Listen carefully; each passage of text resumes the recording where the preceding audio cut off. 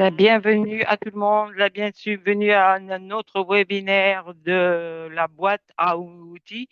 Nous sommes ravis de vous accueillir à notre boîte à outils quand nous conclurons la boîte à outils de 2025.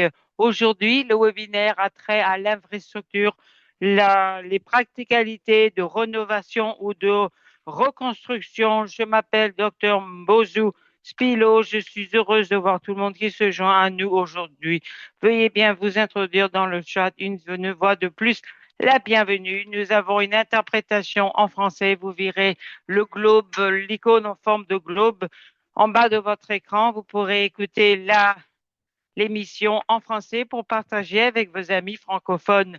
À nouveau, la bienvenue à la boîte à outils des nouveau-nés. C'est une communauté multilangue, multi-pays pour les soins à haute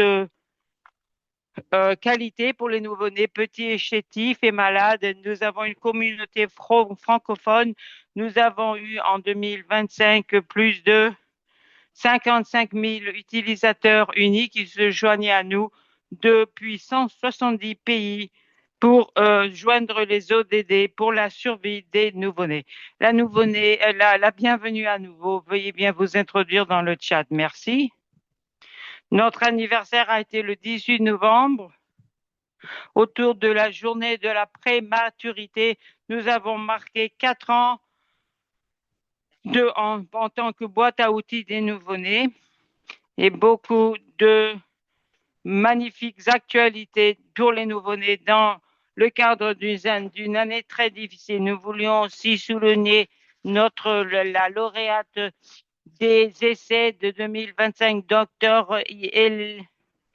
Eliane Kiema et Dr. Mukanda Nabouliato. Vous avez un code QR qui va vous amener aux lauréats de laisser leurs histoires, ce qu'ils ont écrit cette année. Leur essai était tourné autour de euh, parler des relations avec les collègues et l'équipe. Veuillez bien vous joindre à notre compétition pour les essais de 2026 et vous verrez, merci à nos sponsors et vous verrez la diapo également. Aujourd'hui, le sujet tourne autour de l'infrastructure, rénover ou rebâtir les practicalités et l'écoute. Et vous avez un code QR pour voir notre bulletin de nouvelles en anglais ou en français. Nous vous encourageons à partager votre boîte à outils avec votre communauté pour faire la promotion d'un apprentissage multi-pays. Nous avons aussi des participants de l'OMS et de l'UNICEF pour amplifier le travail remarquable effectué sur le terrain. Et le webinaire d'aujourd'hui, on sera une réflexion. Je suis ravie d'introduire maintenant notre modératrice, Dr. Sandini Kume, une dirigeante technique de nouveau-nés au Malawi auprès du ministère de la Santé. C'était aussi une dirigeante du fonds de début et de Nest 360. Je suis ravie d'introduire ma co-sud-africaine championne néonatale. Madame, vous avez le docteur, vous avez le micro. Je vous remercie. Merci Mbozo et la bienvenue à tout le monde à ce webinaire magnifique. Je suis ravie de faire partie de cet après-midi. Nous avons 2 postes et je veux commencer de façon très intéressante. Je sais que vous êtes en train de vous introduire dans le chat box, mais allez-y, nous allons le refaire à la fin. Tapez dedans si vous êtes et si vous êtes ici pour rebâtir ou pour rénover. Lequel êtes-vous?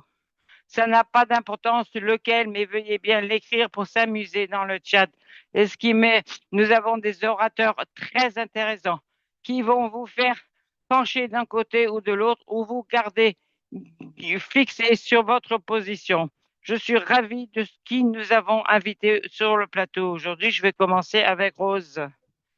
Nous avons une très bonne discussion, un magnifique lignée d'orateurs. Nous avons notre première oratrice de Rose Camouillou de la London School qui va parler de quand vous réfléchissez à ce sujet, comment est-ce que je prévois ceci pour être assorti à mes besoins.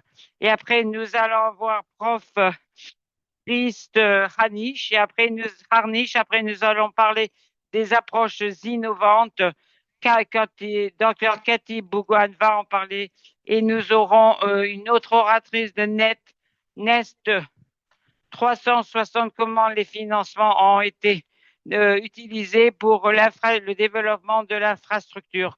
Et nous aurons le temps peut-être pour des questions et des réponses et des remarques de clôture de Dr. Msandeni Kiume. Veuillez-vous bien me dire votre position en fin de discours. Voici donc la magnifique Rose Kamuyuru de Nest 360 et LSHTM, plus de 7 années d'expérience dans le financement des soins de santé et l'optimisation du budget entre autres. Veuillez bien accueillir chaleureusement avec des applaudissements notre oratrice. Merci, docteur Sandy et docteur Mbiozu pour l'introduction et je veux établir la scène pour l'infrastructure et l'impact sur les soins de qualité pour les petits bébés chétifs et malades. Souvent, lorsque les hôpitaux prévoient l'infrastructure, ils oublient les nouveau-nés, surtout ceux dans les pays à revenus faibles.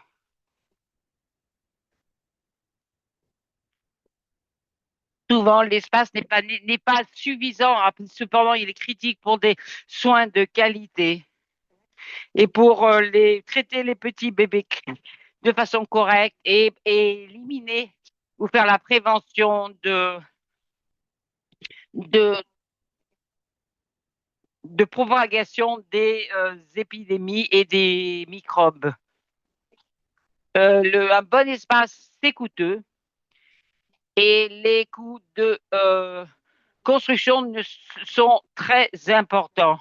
Et les gouvernements vont guider les standards et les normes pour les unités de nouveau-nés à différents niveaux. Comme vous le voyez, en Tanzanie, pour un hôpital de 60 lits, le coût est à peu près 1,6 million par rapport au Kenya où c'est 865 000 pour 40 lits.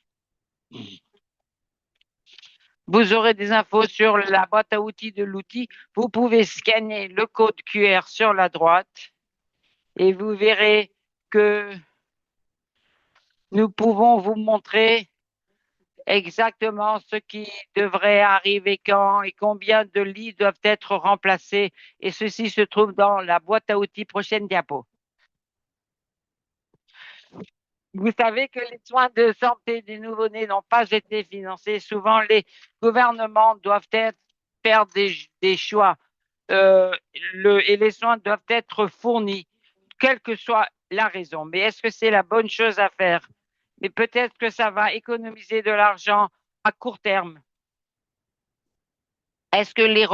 Comment est-ce que ça va se passer quand des rénovations fréquentes doivent se faire en se servant de l'arbre de décision, nous pouvons aider le gouvernement à décider de s'y rénover ou s'y rebâtir. Ceci va aider à faire le choix et les différentes étapes. Dans notre cas, est-ce que nous rénovons ou est-ce que nous rebâtissons ou est-ce que nous remettons en état? Nous avons un Nous avons une rénovation avec une vie utile de 5 ans ou un nouveau bâtiment avec une vie utile de 20 ans ou une remise en état avec une vie d'utilisation d'un an. Voici les données d'analyse de coûts de Nest 360 en Tanzanie et les plans de bâtiments standards du gouvernement pour un nouveau bâtiment. Comme vous le voyez, les coûts d'un nouvel à hôpital est de 1,6 million de dollars. Rénovation est d'entre 2000 et 67, 6700 et une remettre en état un bâtiment serait de 32 000. Comment prenons-nous la décision? En termes d'espace, un nouveau bâtiment donne plus d'espace, mais la rénovation ne fait que euh, est à un coût très onéreux pour dès le départ. Donc la rénovation semblerait là le choix le moins cher.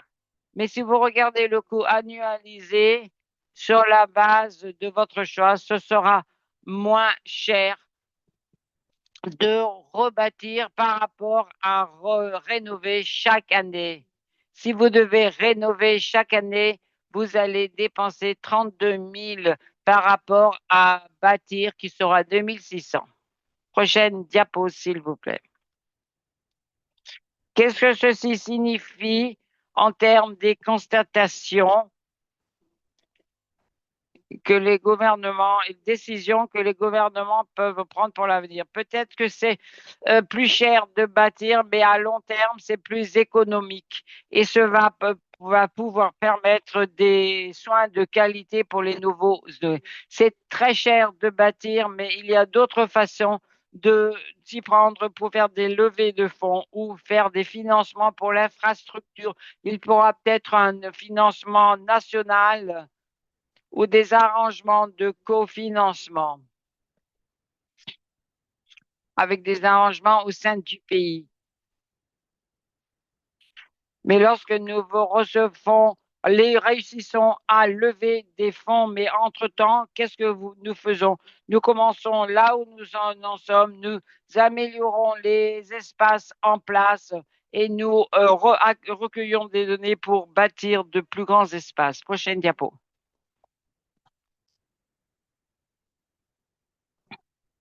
Nous devons en tout prendre de meilleures décisions et de plaidoyer plus pour les nouveau-nés. Et parce que investir dans les nouveau-nés va certainement rapporter de grands euh, profits. Donc, il y aura peut-être un gain potentiel d'1 dollar sur chaque 8 à 13 dollars investis.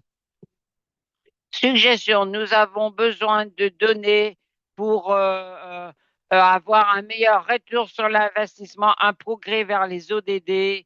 Et dans notre prochain discours, nous allons voir comment utiliser l'argent sagement pour prendre les bonnes décisions en termes de conception et de plan euh, du bâtiment.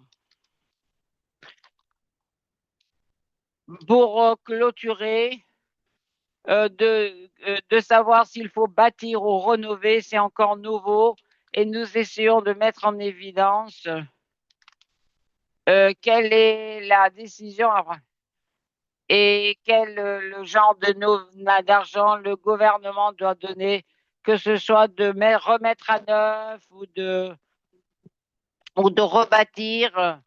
Et nous accueillons vos idées et vos réflexions à ce niveau-là. Et pour parler de l'infrastructure et pour pouvoir avoir demandé les normes de l'OMS au niveau des standards et normes de plans d'étage et d'infrastructure. Et vous avez des ressources dans le cas d'investissement, le CI, pour les nouveau-nés et les plans d'étage et les normes d'infrastructure, surtout pour la Tanzanie, qui peuvent mettre en évidence comment l'espace s'agence. Je vous remercie, je vous rends le micro, cher docteur. Je vous remercie de tout cœur, Rose. C'était vraiment très intéressant ce que j'entends de votre part, que un nouveau bâtiment être bien plus efficace au niveau des coûts en delà de l'investissement initial. Donc, il faut être réaliste et utiliser ce que nous avons à notre disposition pour assurer des soins de qualité. Prochain orateur, c'est professeur Christopher Harnisch.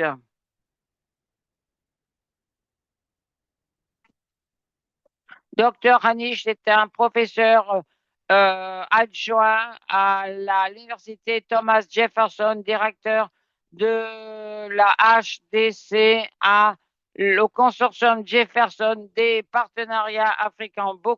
Il a beaucoup d'expérience dans son travail au sein du ministère de la Santé et des projets tels que des conceptions d'unités de maladies infectieuses, des prototypes de centres de santé, des plans master hôpital et il est aussi un lauréat de la fellowship de chercheurs d'enseignants Fulbright en 2016 et il est travaille sur l'équité, la durabilité, la résilience dans l'architecture humanitaire en soutenant les enseignements de UNI à la Polytechnique de Malawi. Professeur Hanish, nous aimerions beaucoup écouter vos pensées. Je vous avais le micro, cher monsieur. Merci et bonjour de Philadelphie.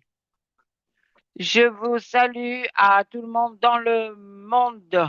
Je suis heureux de voir tellement de noms familiers qui se montrent sur l'écran. La prochaine diapo. Voici le travail effectué pendant le cadre de la collaborative de santé de conception de Malawi pour solidifier les systèmes de santé publique. Chaque bâtiment est une intervention de santé publique. Telle est notre thèse. Principe clé. Voici c'est ce qui fait pas, c'est une série de principes pour la planification, pour la rénovation ou la remise en état ou la construction. Nous avons une infrastructure de santé et la conception basée sur l'évidence. Et nous nous rattrapons dans le monde de la recherche basée sur les preuves qui sont familiers à tous les professionnels de santé ici présents, mais qui se concentrent sur les résultats des patients, la qualité des soins, l'efficacité, la satisfaction à la prévention des épidémies. L'un de nos projets, c'est à l'hôpital central de Queen Elizabeth à Blantyre, à Malawi, en nous penchant sur les secteurs et les services de maternité et en se penchant sur les objectifs, les résultats. Voici les constatations dans la participation paternelle. 75% des mères maternelles désirent plus d'engagement paternel. Nos études ont trouvé un grand nombre de mères et de partenaires paternels qui sont plus engagés. Bien sûr, la mère ne veut pas l'engagement de la femme à côté qui en a un impact sur leur confidentialité et il faut faire vraiment attention à l'aspect confidentialité. Pour la confidentialité des patients, c'était ce qui était le plus important dans les unités de nouveau-nés. Nous avons aussi trouvé que l'importance de l'efficacité la prochaine diapo montre euh, les exemples importants où vous avez étudié le personnel et avons mesuré leur pas et vous verrez que certains personnels font 19 000 pas dans un horaire de 8 heures et vous pourrez résoudre les pas qu'ils font avec une conception plus efficace des bâtiments pour améliorer la qualité des soins. Voici le travail que nous avons fait dans l'unité de maladies infectieuses. Vous avez une acuité visuelle qui est importante. Les patients signalent une satisfaction augmentée simplement en ayant en vue là où se trouvent les stations des infirmières et pouvoir les repérer. Ceci avait un impact très important sur la qualité des soins. Prochaine diapo. De plus, les données montrent que les patients guérissent plus rapidement avec des visions. Voici une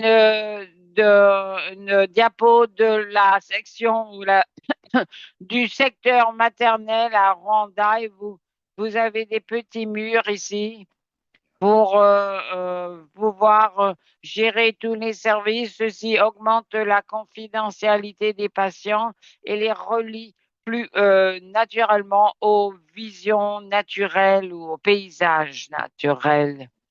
L'un de nos doctorants travaille actuellement qu'il y a des preuves claires que les conséquences de santé à long terme en de empreintes légères pourraient en avoir un impact, d'impression légère.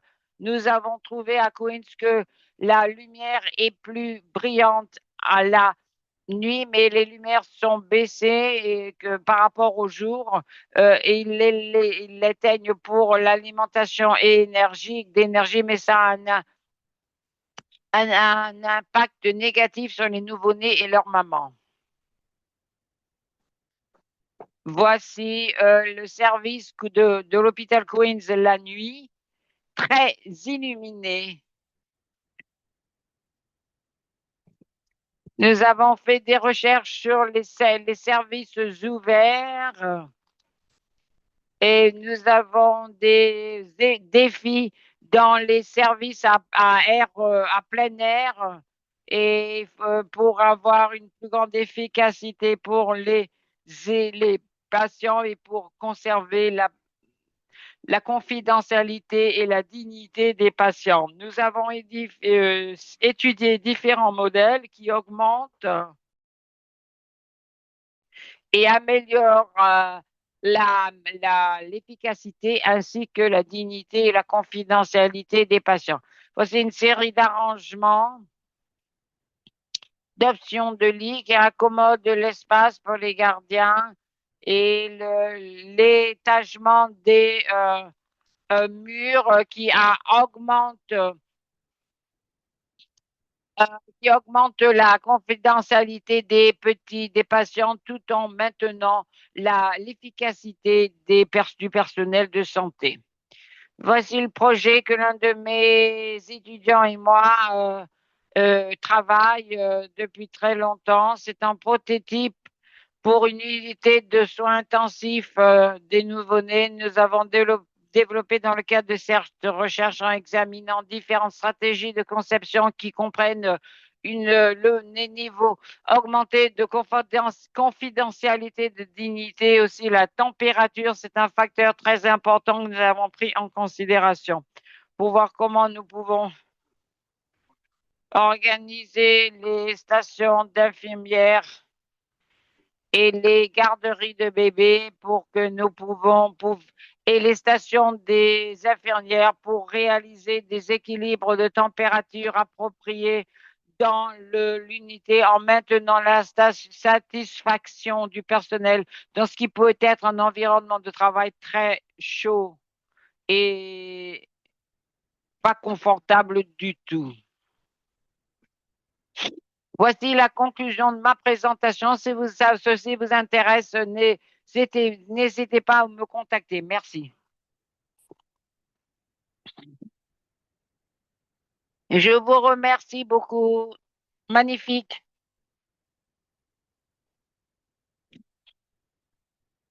Chaque bâtiment est une intervention. Il faut travailler plus aux soins qui suivent la naissance. Il faut réfléchir aux lumières et à la conception des étages, tellement de choses à prendre en considération. N'hésitez pas à euh, y réfléchir. Si nous avons du temps, nous allons en discuter. Prochain orateur, c'est Cathy Burgoine qui va parler de l'argent. C'est une pédiatre à l'hôpital de référence régionale de Mbale en Ouganda et elle veut s'occuper de l'amélioration des résultats des nouveau-nés dans l'Ouganda de l'Est, passionnée pour maintenir des soins durables et abordables pour les petits bébés vulnérables et prématurés.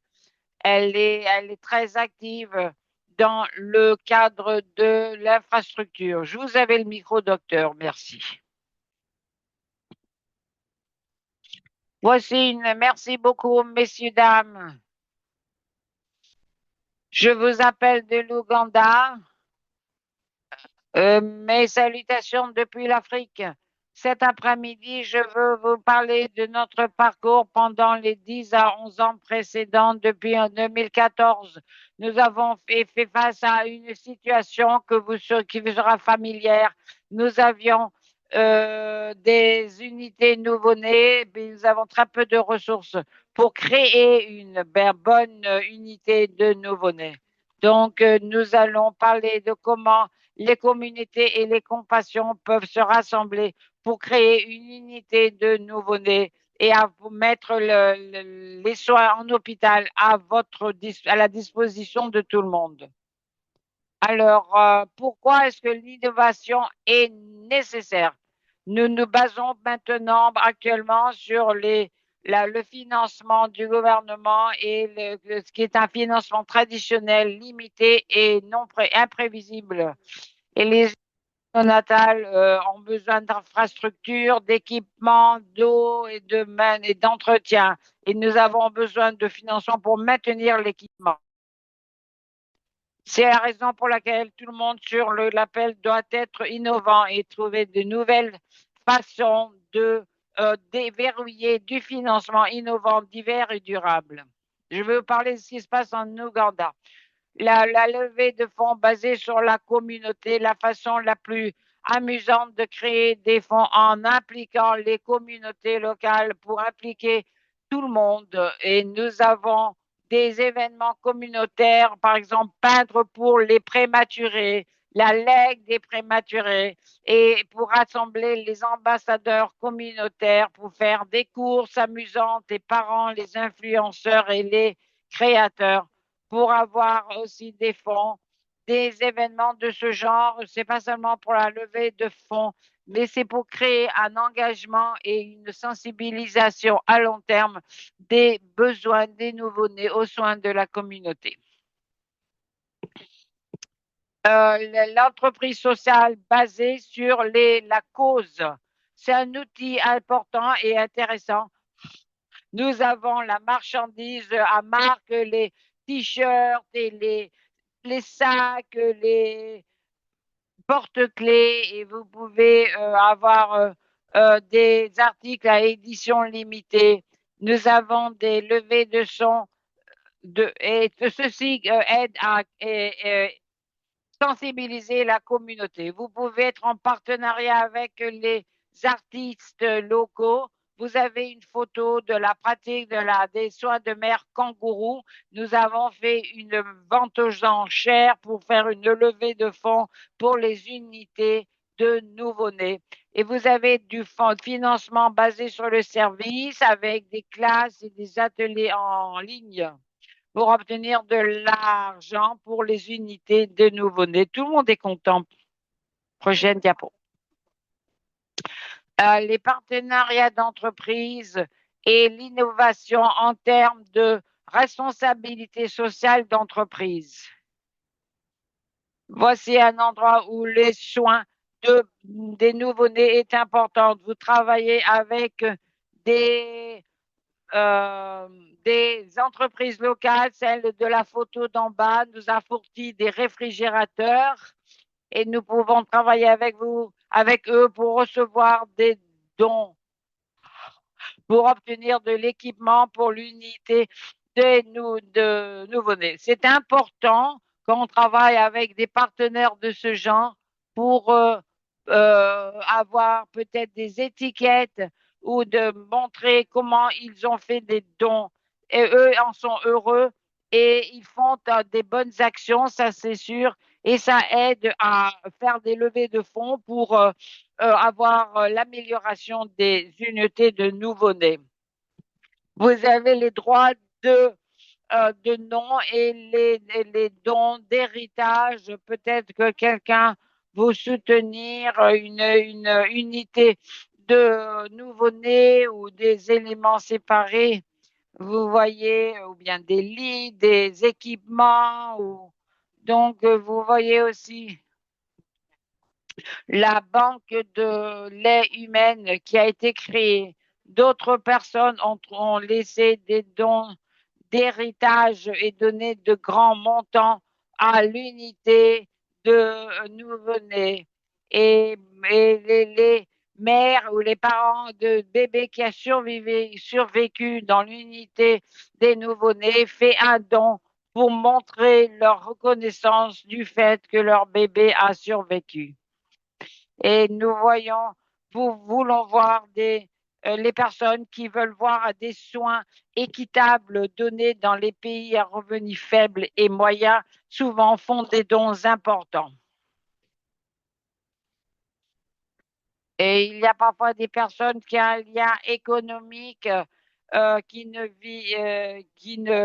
vivent pas près de vous au sein de la diaspora et qui donnent des gens. Il y a un très bon chanteur de l'Ouganda de l'Est. Chaque année, il apporte des dons en espèces et, et en parle aux États-Unis où il vit actuellement.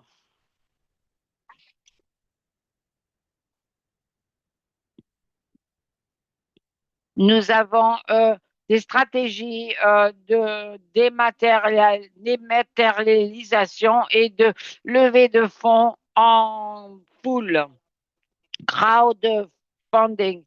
Vous avez des plateformes mondiales, mais avec GoFundMe ou Global Giving, 5-10 $ à la fois, ça peut s'accumuler et être très utile.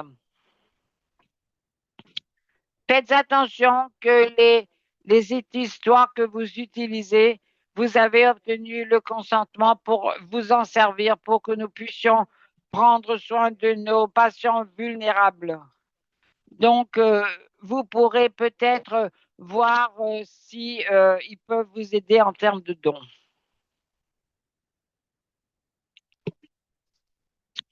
Ce que nous voyons, ce n'est pas un seul parcours va vous donner le financement qui vous est nécessaire. Il vous faudra associer 3 à 5 façons et diversifier et stabiliser les rentrées. Vous pouvez avoir des sponsorats d'entreprises d'équipement, la diaspora qui fait des crowdfunding, l'entreprise sociale, les événements communautaires et une subvention, une grande subvention pour soutenir l'infrastructure. Nous avons, en 2014, nous avons commencé au premier niveau pour de garder l'accès restreint aux mères et aux pères comme vous voyez, pour avoir créé un secteur pour les lavages de mains, pour dès le début en 2014, nous voulions que les mères et les bébés soient ensemble pour elles aient accès à leur bébé 24 heures sur 24. Nous avons eu une grande zone que nous avons développée en tant que notre unité de nouveau-nés. L'espace a été restreint aux parents et uniquement et pour que ce soit les mères soient à l'aise et vous voyez qu'il y a un petit espace pour que les parents se changent et se lavent les mains. Et nous avons pu créer une fourniture d'eau potable durable. Et les dons avaient été très importants.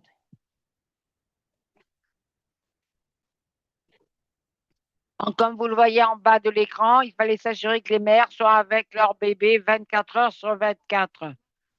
Donc, nous avons essayé d'avoir des financements pour aider à mettre en place les CPAP en bulle.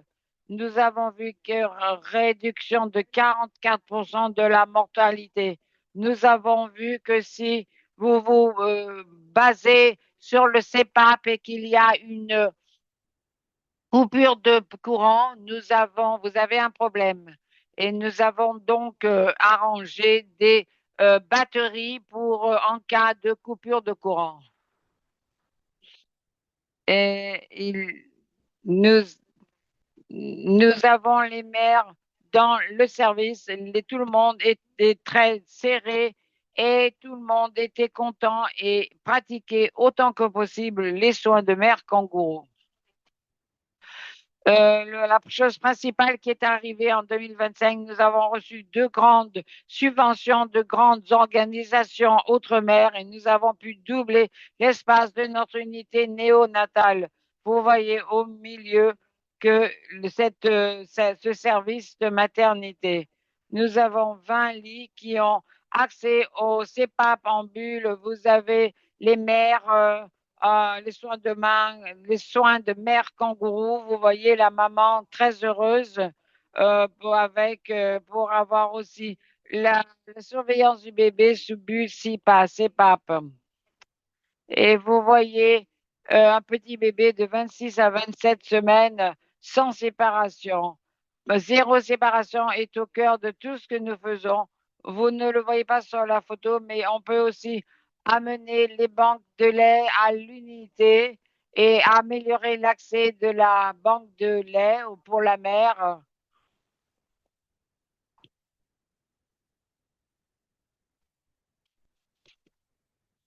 Finalement, je veux vous donner des messages clés.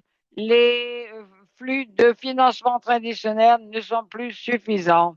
Il faut associer 3 à 5 façons de diversifier et stabiliser les rentrées. Soyez créatifs et utilisez votre communauté.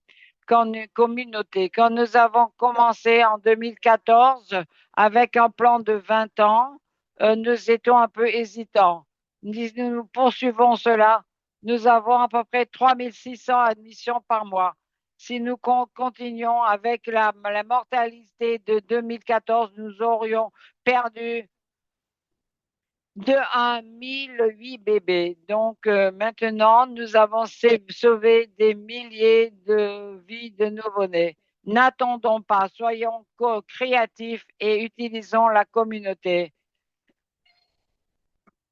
Comme vous le voyez dans le projet, ça prend 11 ans d'en arriver à cette magnifique unité. Ce n'est pas la peine de tout réaliser en même temps. Que ce soit de bâtir ou de remettre en état, vous pouvez faire les deux. Il faut le parfait, c'est l'ennemi du bien.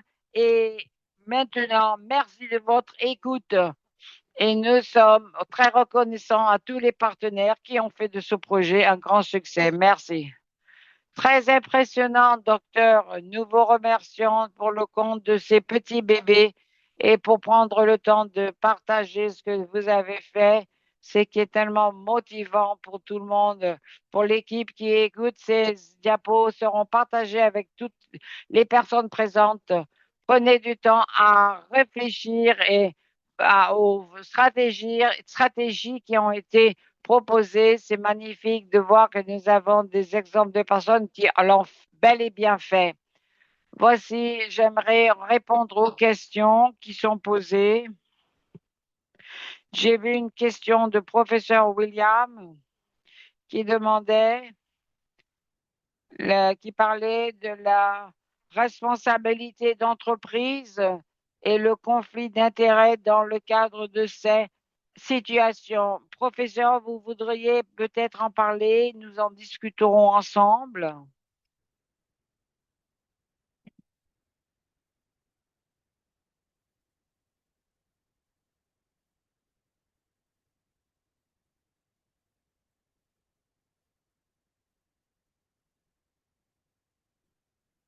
Sinon, je passe à la prochaine question. Comment est-ce que vous recherchez ou trouvez des partenaires d'entreprise appropriés qui seraient potentiellement intéressés. Docteur Cathy, comment est-ce que vous trouvez ce genre de personnes? Et si vous pourriez parler des éléments de responsabilité sociale d'entreprise, ce serait utile. Je vais inviter notre dernier orateur de partager avec nous des exemples de l'infrastructure Nest 360 avec des exemples vidéo. Voici Madame Assibon, qui travaille au Malawi, une ancienne directrice de la technologie RISE 360 pour la santé globale au Malawi et aussi avoir des programmes basés sur l'innovation et la durabilité. Cher docteur, vous avez le micro pour une conversation passionnante sur Nest 360. Merci de l'introduction bienveillante. Je vous salue du Ghana et je vais partager le travail que nous avons fait pour soutenir le développement d'infrastructures dans 5 pays.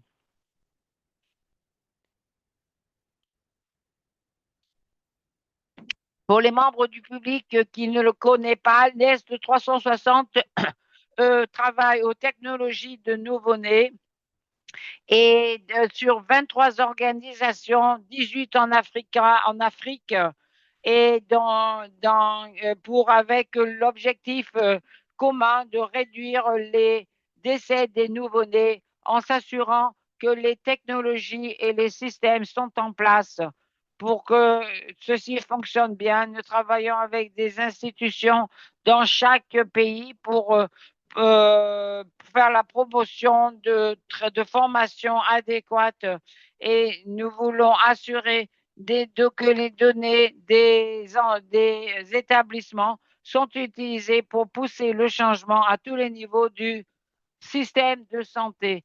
Nest 360 cible des multiples établissements avec des centaines d'admissions de nouveau-nés dans chaque unité. Prochaine diapo. Pendant que les 5 pays ont vu de grands progrès pendant les années précédentes, les contraintes infrastructures continuent à limiter notre efficacité pour donner de bons soins de santé aux nouveau-nés chétifs et malades. Beaucoup des établissements sur lesquels je travaille sont souvent très vieux au niveau de la structure avec des espaces très restreints pour les soins de nouveau-nés. Nous devons retarder la mise en œuvre parce qu'il n'y avait pas assez d'espace pour la fourniture de soins. Rose l'a mentionné, nous savons que on doit réduire l'intervention et les centres de soins de santé et ça n'aide pas à installer de nouveaux dispositifs médicaux et assurer la prévention. Donc, nous devons de l'infection. Prochaine diapo. Grâce au soutien généreux de donneurs, Nest 360 a établi un fonds de développé pour soutenir les besoins d'infrastructures des unités des nouveau-nés et aussi les coûts des chaises de bébé et des établissements de lavage et aussi l'alimentation de soutien et l'impact que l'alimentation est imprévisible et irrégulière a sur les patients. Le jumelage peut être fait grâce à des contributions directes en espace ou tel que équiper un nouvel espace rénové avec des dispositifs et des meubles. Nous avons aussi tiré parti de partenariats publics avec des entreprises pour soutenir les activités de Nest 360. Nous voulons être aussi souples que possible pour que les fonds soient à la disposition d'autant d'établissements que possible. Euh, les, les fonds sont appliqués aux établissements et il y a aussi un processus multidisciplinaire, y compris les architectes pour que s'assurer que toutes les exigences clés sont incluses dans la conception. En tout et pour tout, nous avons vu un grand intérêt dans le financement de la part du gouvernement et des dirigeants depuis 8 ans. Dans les 8 ans précédents, nous avons eu beaucoup de, de dollars qui ont été une levée de fonds de 19 000 à 250 000 dollars. Les projets jusqu'à présent sont l'expansion et la remise en état des unités de nouveau-nés en place et des services de mères kangourous. Beaucoup de ces espaces n'ont pas les fonds pour rebâtir, ils ont les fonds pour remettre en état et rénover. Donc, il faut travailler avec les fonds qui sont à disposition. Nous avons aussi beaucoup de projets solaires, surtout dans des endroits tels que le Nigeria et le Mali, où l'alimentation électrique est souvent un défi. Comme nous l'avons dit, la fourchette de dont des subventions varient entre 19 000 et 250 000 dollars. Qu'avons-nous appris jusqu'à présent de ce processus?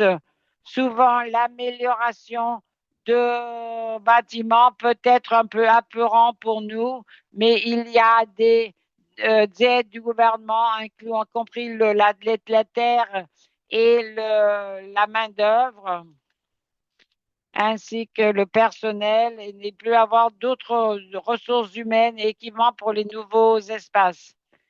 Nous avons aussi un appétit pour les partenariats publics au Malawi. On recherche des opportunités d'exercer leurs responsabilités sociales d'entreprise. Nous encourageons tout le monde à explorer ces possibilités de levée de fonds. Nous avons montré qu'il y a un jumelage de fonds qui est possible, mais en réalité, ce n'est pas vraiment efficace. Nous avons vu personnellement l'impact de ces investissements sur l'infrastructure, sur le moral des personnels et des familles les résultats des patients. Donc, c'est impératif de trouver une façon collaborative de pousser plus d'investissements dans ces espaces.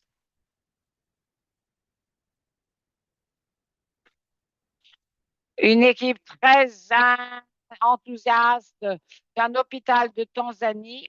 Pour clôturer, je veux remercier tous les bailleurs de fonds pour le soutien des soins de santé des nouveau-nés. J'encourage votre soutien pour des participants sous forme de levée de fonds ou de contribution directe au, au fonds Nest 360 en cliquant sur le code QR affiché sur l'écran.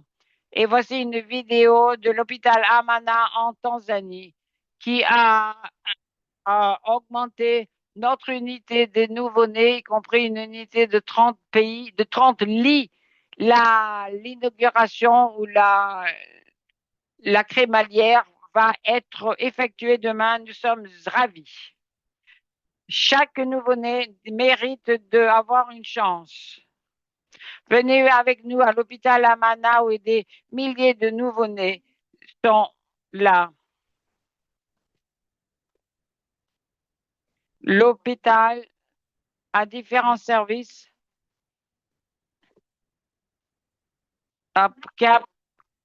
L'intervenante est difficile à comprendre.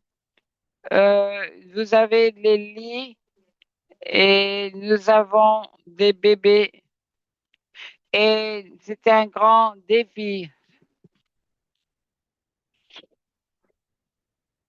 pour que nous n'avions que 7 lits à l'époque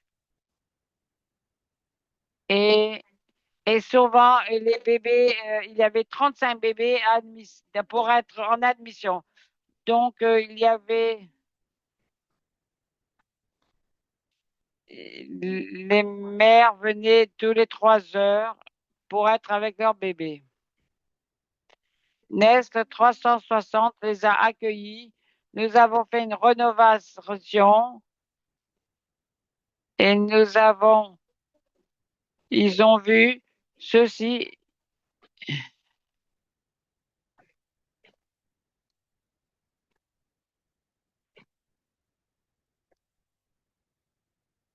Il n'y avait que 7 lits. Intervenante impossible à comprendre. Et donc,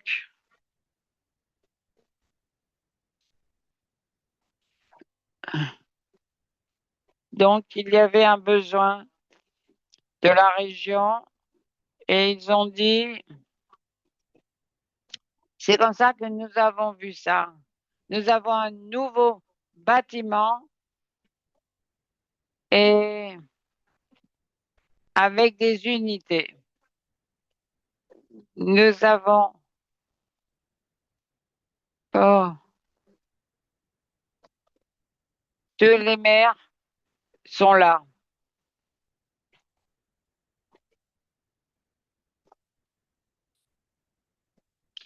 Nous voulons minimiser l'infection dans la nouvelle unité.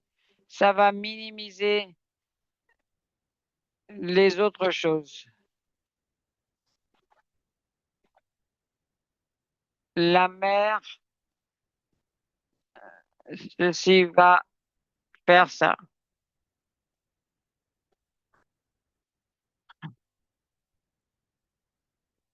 Ceci sera réduit rapidement. Avec Nest 360, ça va accélérer le processus. Je crois que ceci va changer la façon dont nous gérons les choses et le changement va venir.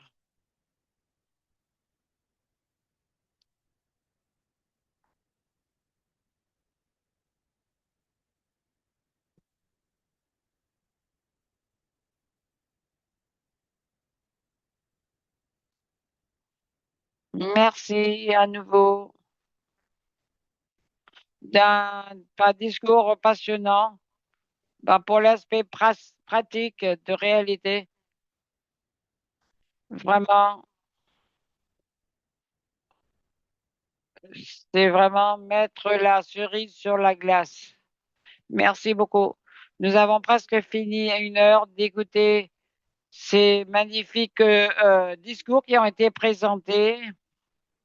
Je crois que nous avons des preuves qui nous ont été présentées de savoir si nous allons rebâtir ou remettre en état. Maintenant, vous savez quelle est votre décision en écoutant tout le monde. Et nous avons ces réflexions et constatations pratiques sur l'aspect des choses. Nous avons parlé de l'argent et sur comment nous allons nous servir de l'argent. Et vous le voyez en action. Qu'allons-nous faire?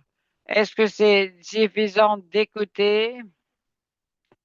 Et quelles sont les prochaines étapes que nous allons prendre? Ça nous encourage à le prendre au sérieux et de passer du temps à réviser les diapos, partager-les avec les collègues et propager les informations et montrer à la boîte à outils on peut mener les personnes à la boîte à outils en ligne sur Facebook et partager. Et nous devons ne pas nous arrêter de pleurer jusqu'à ce que les bébés s'arrêtent de pleurer. Donc les plans à court terme ou à long terme, nous voyons l'aspect social d'engager les personnes, les courses, les petites marches, tout ceci peut être très intéressant. Nous, l'étude du professeur est sur l'infrastructure et l'impact. Les études sont menées par la société, nous pouvons en tirer parti. À long terme, nous pouvons regarder ces questions pour les rebâtir. Quand nous avons une grande opportunité, ne la gaspillons pas et essayez de convaincre les personnes vers un nouveau bâtiment pour que tout ceci soit plus efficace au niveau des coûts. Si ce n'est pas possible, poursuivez votre travail autant que possible. La collaboration, on a parlé de façon très intéressante sur comment Nest accueille les autres bailleurs de fonds pour le soutenir. Nous devons regarder notre réseau et comprendre ce qui existe et voir si nous pouvons réunir les maires parce que le coût était énorme de l'infrastructure, mais ce n'est pas impossible. Nous pouvons travailler en tant qu'équipe et collaborer et si vous entendez parler d'opportunités, veuillez bien nous en le communiquer. Nous pouvons aller plus vite ensemble avec chaque nouveau-né. Merci de votre temps aujourd'hui. Merci aux orateurs et merci d'avoir rendu ceci possible. Le webinaire sera à votre disposition très rapidement pour que vous puissiez le partager sur vos médias, chaînes de médias, canaux de médias sociaux. Scannez les codes QR ici sur l'écran pour et encourager tout le monde à utiliser la boîte à outils des nouveau-nés. Si vous vous joignez aujourd'hui seulement, il y a beaucoup d'informations qui vous seront intéressantes. Donc, essayez d'intéresser tout le monde à la boîte à outils des nouveau-nés lorsque cela est possible. Énorme remerciement aux bailleurs de fonds. Nous ne pourrions pas faire ceci sans le soutien des magnifiques bailleurs de fonds, la Fondation MacArthur, Fondation Gates, Bill et Melinda Gates, Elma Foundations, le Fonds d'investissement des enfants, la Fondation Lemelson, le Think Tung et Wayfair Foundation et les bailleurs de fonds individuels et les financeurs de la boîte à outils française, la Fondation Paolo Chiesi et l'équipe de conseil des experts de la boîte à outils, l'équipe de la boîte à outils basée au LSA dans les pays à revenus faibles et moyens. Merci de votre